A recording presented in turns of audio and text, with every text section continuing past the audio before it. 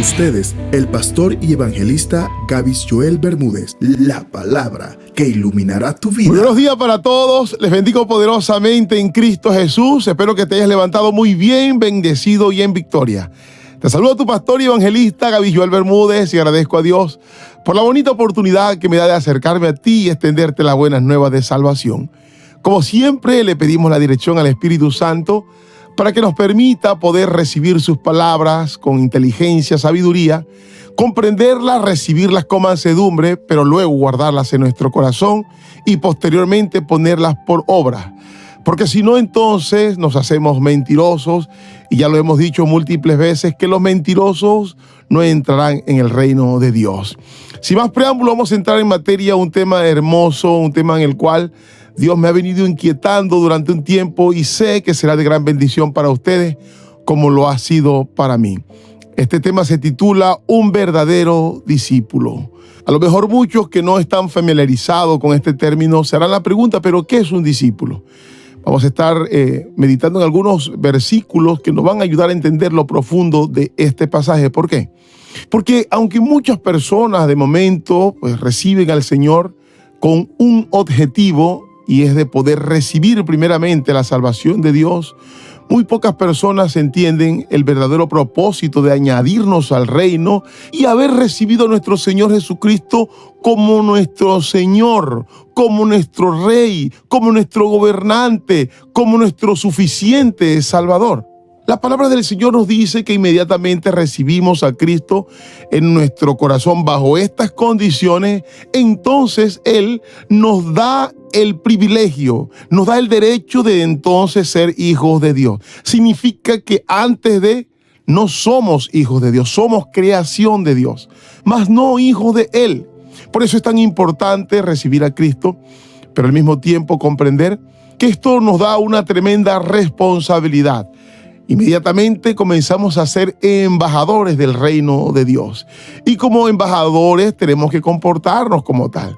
Ahora, si no lo hacemos de una manera digna y veraz, no somos verdaderos representantes del reino de Dios y mucho menos hijos de Dios.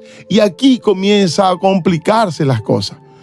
Lamentablemente, muy pocas personas, por falta de entendimiento o por falta de sumisión, de ser obedientes a los mandatos de Dios, quieren asumir esta responsabilidad que Jesús nos ha dado para ser merecedores de este privilegio, como ya hemos dicho. Vamos a entrar en la primera cita que está en Mateo capítulo 16, verso 24. Entonces Jesús dijo a sus discípulos, note que el verso está aclarando que no habló a la multitud, sino a aquellos que estaban con él, que habían sido preparados por él, que ya tenían personalidad de Cristo. Y le dice lo siguiente: si alguno quiere venir en pos de mí, niéguese a sí mismo y tome su cruz y sígame. Hago una pregunta retórica. ¿No se supone que estos hombres ya eran discípulos, que ya aparentemente hacían parte del reino y tenían una salvación asegurada? ¿Por qué entonces el Señor les está entregando estas ordenanzas? Está hablando que si alguno quiere venir en pos de Él, tenía que negarse a sí mismo, tomar su cruz y seguirle. Muchos de ellos ya habían empezado este principio. Ahora Él se lo estaba reiterando para que aquellos que también ellos iban a predicar el evangelio tenían que hacerle entender lo mismo. Negarse a sí mismo y tomar la cruz, y aparte de eso entonces seguir. Vemos que hay 3 pasos importantes y vamos a estar profundizando en estos 3 pasos porque son importantes para nuestro entendimiento. Usted me dirá, pero ¿qué significa negarse a sí mismo? Esto nos está hablando que seguir a Cristo y ser un discípulo tiene un costo. Algunos dirán, no, pero es que seguir a Cristo y obtener la salvación es por gracia. Pero están pasando por alto este pequeño y gran importante detalle, que ha sido el mismo Señor Jesucristo quien ha dado esta instrucción. Y es que para ser verdaderos discípulos tenemos que negarnos a sí mismos, pagar un precio. Por eso luego dice, tome su cruz y sígueme. O sea, cada día sacrificar aquellas cosas que a lo mejor a ti te gustan, pero que no agradan a Dios. Negarte a todas aquellas cosas que brinda el mundo. pero que llevan a una condena eterna. Esto significa que algo debe de morir en nosotros que estaba ligado, anclado al mundo. Aquello que a lo mejor aprendimos desde nuestra pequeña edad, metas, sueños, propósitos, pero que estaban ligados a nuestros deseos personales y a lo mejor no estaban alineados con el propósito que Dios tiene para nuestras vidas. A lo mejor, aparte de estos sueños y metas, también hay algunos hábitos que adquirimos, que tenemos que renunciar a ellos, morir. Y ese es nuestro verdadero precio. Ese es nuestro costo para que seamos verdaderamente discípulos de Cristo. O sea, en pocas palabras, vivir en el Espíritu y no para la carne. El mismo Señor dijo, este mundo y sus deseos pasarán, pero el que esté en mí permanecerá para siempre. Es muy fácil poder identificar aquellas cosas que nosotros tenemos que morir y que de alguna manera nos desconectan del propósito y de la presencia del Señor. Y son todas aquellas cosas que se interponen entre nuestra relación con el Padre, con nuestro Señor Jesucristo. Y lo primero debe ser nuestra obediencia, nuestra sumisión a lo que el Señor nos ha mandado. Ahora, este verso deja muy claro que nuestra principal prioridad como discípulo no es vivir para complacerme a mí, es vivir para Él. Tal como dijo el apóstol Pablo, y aquí podemos entender a lo que nuestro Señor Jesucristo se estaba refiriendo con relación a un verdadero discípulo. Pablo dijo, mas ya no vivo yo, sino que ahora Cristo vive en mí. Ahora todo lo que vivo es para Él.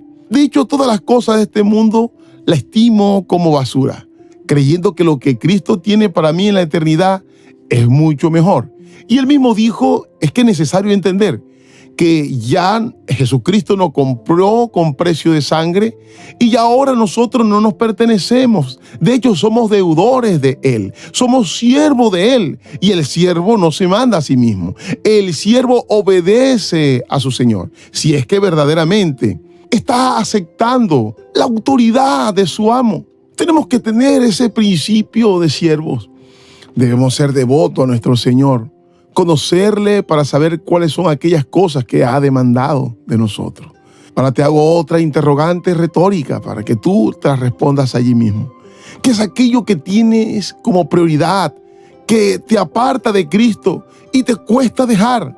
Tienes que entender o tenemos que entender que el espacio más importante es para Dios. De hecho, debemos empezar a identificar cuáles son aquellas cosas que nos roban el espacio con Dios para empezar a sustituirlas, para relacionarnos más con Él y el propósito que tiene para nuestra humanidad. No significa ahora que no hagamos otras actividades. Usted creo que está entendiendo lo que el Señor está queriendo decir. Podemos hacer otras actividades, pero el primer lugar siempre lo tiene que tener Dios. No el deporte, no el trabajo, no tu familia, no tus amigos, tus hermanos, tus metas, tus sueños. A lo mejor puedes pensar que es un poco egoísta, pero Dios nos ha entregado lo mejor de sí. Entregó a su Hijo amado para que muriese por nosotros, que viniese de allá, abandonándolo todo, para que nosotros recibiésemos este hermoso regalo de la vida eterna. Ahora, si ponemos todo esto en una balanza, nos daremos cuenta que lo que nosotros tenemos para ofrecer es muy poco con lo que Dios nos ha ofrecido. Aún poniendo todas estas cosas, esposa, hijo, madre, trabajo, meta, sueño, es muy poco. Y así tenemos que verlo para entender la seriedad y lo importante de ser un verdadero discípulo. Ahora, todas estas cosas mencionadas cuestan. Poner a Dios de primero cuesta, pero ya hemos entendido que es un costo que vale la pena 100%. Ahora, hay otra cita con relación a este tema que nos aclara mucho más el panorama con relación a muchas doctrinas que piensan que el acto más importante simplemente es hacer una oración de fe. Pero aquí Jesucristo nos enseña la profundidad de ser un hijo de Dios, un verdadero discípulo de Cristo. Juan capítulo 8, verso 31. Dijo entonces Jesús a los judíos que habían creído en Él y habían dado el primer paso, lámpara a tus pies. Observemos lo que Jesús dice. Si vosotros permaneciereis en mi palabra, seréis verdaderamente mis discípulos y conocerás la verdad y la verdad os hará libre. A pesar de que ellos habían creído en Él, en que era el Hijo de Dios, faltaba algo más importante, y era que permanecieran en las palabras que Él les había predicado, que mantuvieran la obediencia en aquello, que entendieran que no simplemente era escucharla y leerla, sino ponerlas por práctica. Y de esta manera entonces serían verdaderamente discípulos. Y miren lo importante de ser verdaderamente discípulos, que vamos a conocer la verdad. Y esa verdad nos va a hacer libre. Entonces, como una nota importante, el creer es el primer paso, como estuvimos hablando hace poco, sobre los eslabones de la salvación. Ahora mire, este tema sobre conocer la verdad para ser libre. Me hago la pregunta o extiendo esta pregunta a muchas personas que están escuchando este mensaje. ¿Libres de qué? ¿De qué somos libres cuando permanecemos y somos verdaderamente discípulos? Nuestra obediencia, nuestro comportamiento y conducta nos llevarán a descubrir la verdad, el verdadero propósito de la cruz. Y esto nos va a ayudar a permanecer ahí constante, porque sabemos que no podemos descuidarnos, que no podemos tratar ligeramente el asunto de la salvación. Les voy a leer una última cita para profundizar en este tema y concluir con el propósito del mensaje de hoy, en el cual el Señor nos está confrontando. Juan capítulo 15, verso 21. Mas todos esto os harán por causa de mi nombre, porque no conocen al que me ha enviado. Si yo no hubiera venido ni les hubiera hablado, no tendrían pecado, pero ahora no tienen excusa por su pecado. El que me aborrece a mí también, a mi Padre aborrece. Si yo no hubiese hecho entre ellos obras que ningún otro ha hecho, no tendrían pecado, pero ahora han visto y han aborrecido a mí y a mi Padre. Nuestro Señor Jesucristo está enviando una palabra de juicio para aquellos que de alguna manera recibieron su palabra y no creyeron en ella o la despreciaron. Esto está relacionado tanto con aquellos que no creyeron como aquellos que creyeron pero se apartaron. Aquellos que no permanecieron y que no fueron verdaderamente discípulos del Señor. Ambos están en la misma condición. Despreciaron el regalo, despreciaron la palabra. Aún aquel que recibió y se apartó, dice la palabra, que tiene mayor condenación. Ahora, ¿cómo entendemos todo esto? Me tomé la tarea de hacer algo bien bonito. Leímos del 21 al 24, pero ahora nos vamos a retroceder de los versículos hasta los primeros para que notemos el significado de este versículo, que es a modo de conclusión, pero que los versículos anteriores nos van a aclarar por qué Jesús dijo estas palabras. Vamos al verso 16.